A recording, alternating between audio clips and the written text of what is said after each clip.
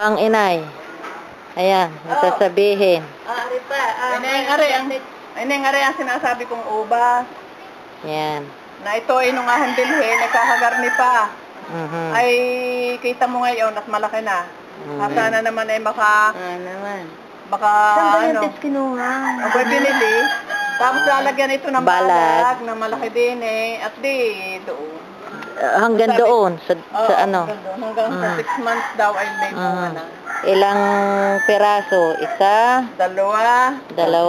Apat. Tatlo, apat. At pag nalagyan ng balag yan, ay tayo magagawa na ng wine. Ayan ang rambutan. Ayan ang malunggay. Ayan. Ayan ang rambutan.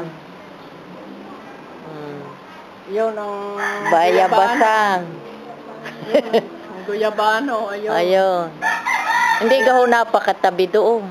Alay, hindi na. May kukunin din. Ay, ano gaho yan? Mangga? Oo. Yung hoy original. Oo naman. Yung dati pang mangga. Oo, yung hindi yung dati. Bago yan. Hindi masaya siguro kung iba yun. Bakit nga na? Paano ako nakita? Arigahoy ano?